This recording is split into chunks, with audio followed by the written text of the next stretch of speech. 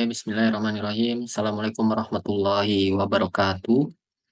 Perkenalkan, nama saya Silva Hanifa dengan NIM 2310103005 dan pada kesempatan kali ini izinkan saya ingin mempresentasikan tugas UAS Fikih Private and Public Finance, yaitu disuruh mempresentasikan tentang eh, tema besar yang dan saya mengambil judul yaitu Ekonomi Syariah versus PPN 12%.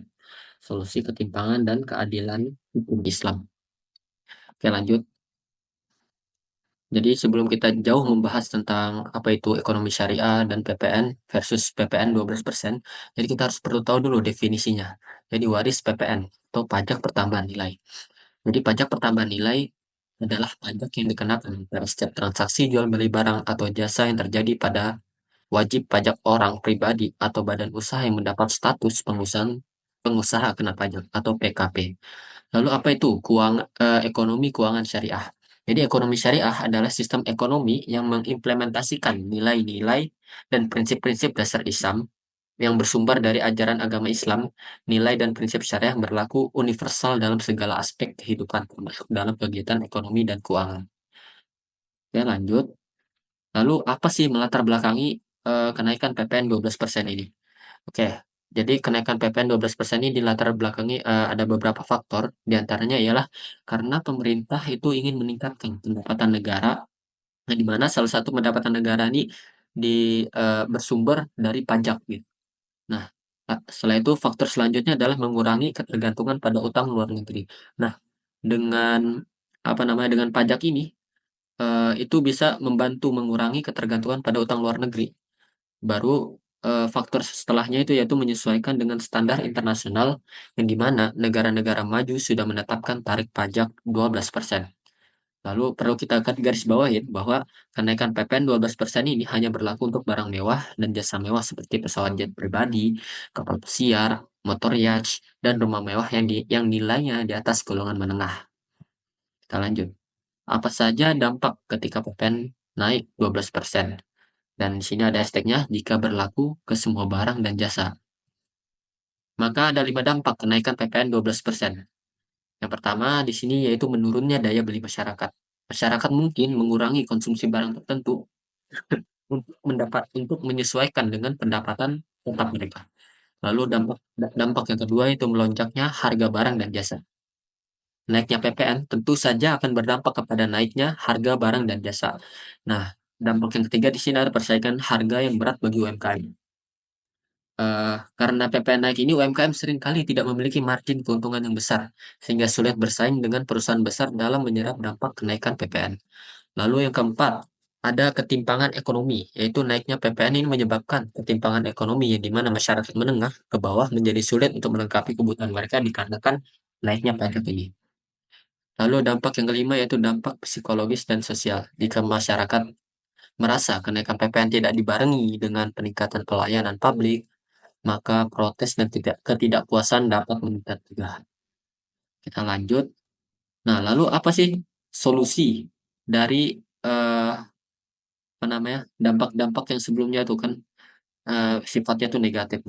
Di sini saya menyimpulkan ada 4, yaitu solusi dari perspektif ekonomi Islam. Di sini ada zakat, infak, sedekah, dan wakaf atau yang biasa kita kenal itu dengan siswaf. Nah, zakat adalah bagian tertentu dari harta wajib yang dikeluarkan oleh setiap muslim apabila telah mencapai syarat yang ditetapkan.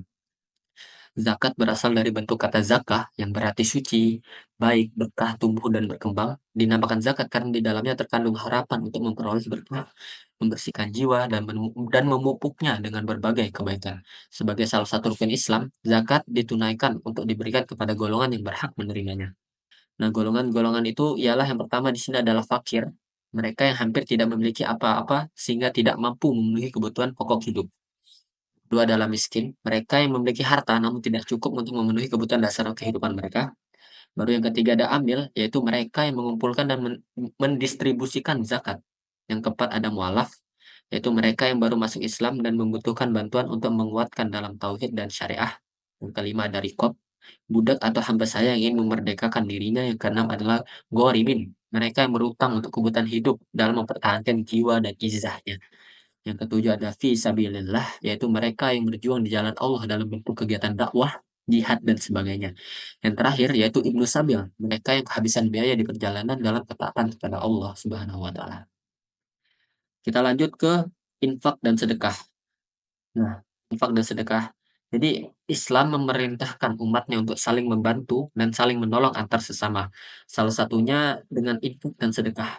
Infak berarti mengeluarkan sebagian harta untuk kepentingan yang diperintahkan ajaran Islam. Jika zakat ada nisabnya, infak tak mengenal nisab. Infak dikeluarkan oleh setiap orang yang beriman dalam keadaan lapang maupun dalam keadaan sempit. Ingat, dalam keadaan lapang maupun dalam keadaan sempit. Infak boleh diberikan kepada siapapun, misalnya untuk kedua orang tua, anak yatim, dan sebagainya. Sedangkan sedekah, jika ditinjau dari segi terminologi syariat, pengertian sedekah sama dengan infak, termasuk juga ketentuan dan hukumnya. Hanya saja sedekah ini memiliki arti yang lebih luas, hanya menyangkut tentang uang, namun juga bersifat non materi.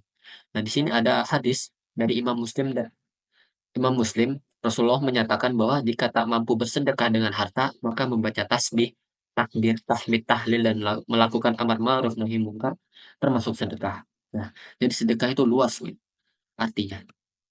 Kita lanjut ke wakaf. Kata wakaf berasal dari bahasa Arab, yaitu wakaf, yang berarti menahan, berhenti, atau diam. Jika dihubungkan dengan harta seperti tanah, binatang, dan yang lainnya, ya berarti membekukan hak milik untuk kegunaan tertentu. Secara terminologi, wakaf diartikan sebagai penahan hak milik atas materi benda al-ain untuk tujuan menyedekahkan manfaat. Istilah wakaf uang belum dikenal di zaman Rasulullah. Wakaf uang atau keswaf baru dipraktikkan sejak awal abad kedua Hijriah, yaitu Imam Az-Zuhri, salah satu ulama terkemuka dan peletak dasar takwin al-hadis, memfatwakan bahwa dianjurkan wakaf dinar dan dirham untuk pembangunan sarana dakwah sosial dan pendidikan umat Islam. Nah, alasannya mengapa harus wakaf uang? Karena wakaf uang itu siapapun bisa, mau kecil mau besar, lalu dimanapun bisa, mau kita apa namanya, mau kita lagi posisinya tidak apa namanya, nggak harus, maksudnya tuh nggak harus di masjid, bisa di tempat di sarana-sarana umum, dan uang tak berkurang gitu. Jadi istilahnya uang yang kita wakafkan ini pasti kembali lagi ke diri kita, yaitu di akhirat ataupun di dunia.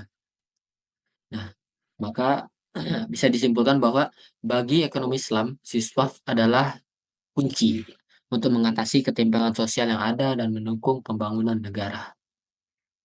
Mungkin itu saja yang bisa saya sampaikan. Kurang lebihnya mohon maaf. Assalamualaikum warahmatullahi wabarakatuh.